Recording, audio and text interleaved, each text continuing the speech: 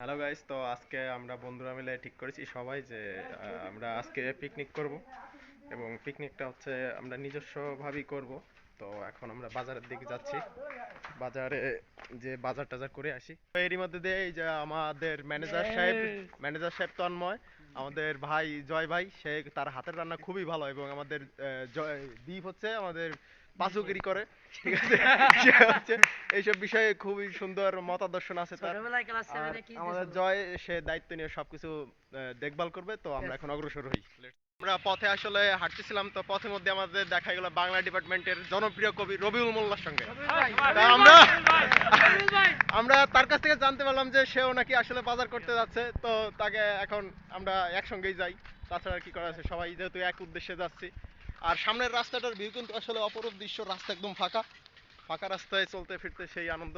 তো এখন আমরা সেন্ট্রাল ফিল্ডে যাব, সেন্ট্রাল ফিল্ডে কিছুক্ষণ বসে ওখানে বাতাস গ্রহণ করে তারপরে আমরা যাব হচ্ছে। তো গাইস এরই মধ্যে দিয়ে আমরা হাঁটতে হাঁটতে প্রায় সেন্ট্রাল ফিল্ডের কাছাকাছি চলে আসলাম এবং পিছনে ফিরে দেখলাম যে তন্ময় একটু পিছনে পড়ে গেছে। তো তন্ময় চলে আসলো এবং ওইখান থেকে সর্বোচ্চ 2-1 মিনিট লাগলো, তারপরে আমরা পৌঁছে গেলাম একদম সেন্ট্রাল ফিল্ডের কাছাকাছি। এবং সেন্ট্রাল ফিল্ডের যে আমরা দেখতে পেলাম এখানে অনেকে খেলাধুলা করছে, প্রতিনিয়তই অনেক মানুষ এখানে খেলাধুলা করে। এরপর প্রতিদিনের মতন আমরা কিছুক্ষণ গল্প করলাম, যেমনটা প্রতিদিন করি। তো গাইস, সন্ধ্যা হয়ে গেছে, এখন আমরা বাজারের দিক যাই। বাজার এখান থেকে সর্বোচ্চ 2-3 মিনিট লাগতে পারে।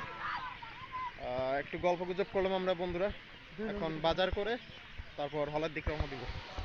সেখান থেকে একদম আমরা সরাসরি চলে আসলাম 2 নম্বর গেটে। এখানে সকল প্রকার শাকসবজি মাছ পাওয়া যায় এবং তারপর আমরা পেঁয়াজ এবং আলু নিয়ে নিলাম। পেঁয়াজ আলু নেওয়ার পরে আমরা নিলাম চাল। চালের দোকানে আমাদের চাল বিশেষজ্ঞরা চাল নিয়ে গবেষণা করছিল এবং অন্যদিকে আমাদের জয়বাবু আকিস বিড়ি খাচ্ছিল। তারপর আমরা কিছু সবুজ শাকসবজি নিয়ে নিলাম এবং তারপর মুরগির দোকান থেকে কিছু মুরগি নিয়ে নিলাম। আর এরই মাধ্যমে আমাদের বাজার শেষ হলো।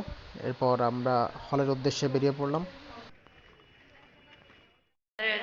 অভিজ্ঞ সম্পন্ন রান্না প্রস্তুতকারক আমাদের রান্না অতিবাহিত হচ্ছে। উপস্থিত আছেন আমাদের রান্নার অভিভাবক সহসভাপতি, যাকে হান্নান বলা হয়, খায়রুল পাটি। আর হচ্ছে উপদেষ্টা কমিটির আহ্বায়ক আমাকে রান্নার, যে আগুন ধরাতে সাহায্য করবে। আর আমাদের উপস্থিত আছেন আমাদের সেই ইমন ভাই, যাকে আমরা এক ডাকে এক নামে চিনি, ওরফে কার্তিক ভাই। আপনারা দেখতে পাচ্ছেন আমাদের দীপ পাচো এখন বাটাবাটির কাজে নিযুক্ত আছে, আর তার সহযোগী হিসেবে আছে ইমন ভাই। আর এদিকে অলরেডি বাটাবাটির এক পর্ব সেরে এদিকে আপাতত একটু বিশ্রামে আছে আমাদের তুর্য। আর জয়, জয় হচ্ছে তার মুরগিটা কাটার দায়িত্ব ছিল তার উপর, সে মুরগি কেটে এখন আপাতত একটু অবসরে আছে। সব কিছু আমাদের প্রায় কমপ্লিট। এখন আমাদের যে মেইন যে রান্না, মানে রাঁধুনি জয় তালুকদার, সে আসলে আমরা রান্নাটা শুরু করে দেব। বন্ধুরা, এই মুহূর্তে দেখতে পাচ্ছেন যে আমাদের মাংস মাখানোর কাজ চলছে দুই সুদক্ষ কারিগরের হাতে। তারা তাদের পরিমাণ মতো যতটুকুন যা লাগে মশলাপাতি যা আছে সব কিছু দিয়ে মিক্স করতেছে। আর এইদিকে চলতেছে আলু ভাজার কাজ। আলু ভাজার পরে একে একে অন্যান্য ভাজিগুলো হয়ে যাবে ভাজা। বেশ দ্রুত অগ্রসর আমাদের কাজ এগোচ্ছে। এদিকে আমাদের পিকনিকের কাজ চলছে, কাজ করছেন উৎপল বিশ্বাস সুজয়। তার কাছে আমরা এই বিষয়ে কিছু জানতে চাবো, তিনি কেমন পারদর্শী এই কাজে। দেখা যাক তার বক্তব্য। হ্যাঁ, আসলে বন্ধুগণ, এটা দেখা যাচ্ছে কি, জীবনে চলতে গেলে কখন যে কোন কাজ সামনে চলে আসে বলা তো যায় না। এখন যে তোমার সামনে মরিচ বাটার কাজ চলে আসছে, এখন তো এটা করতেই হবে। আর আমি আগেও 2-1 বার মরিচ বাটছি আমার বাসায় বসে, তো আশা করি খুব একটা সমস্যা হবে না। হ্যাঁ, মরিচ বাটা আমারই কিছু না। তো এই কিছুক্ষণ পরে মেরিনেট করা মাংসগুলো কড়াইতে ঢেলে দেওয়া হলো এবং রান্নায় যেহেতু দুইজন ওস্তাদ ছিলেন, তারা রান্না সম্পর্কে খুবই এক্সপার্ট, তাই তাদের হাতে রান্নার দায়িত্ব তুলে দিয়ে আমরা বেশ নিশ্চিন্তেই ঘুরে বেড়াচ্ছিলাম।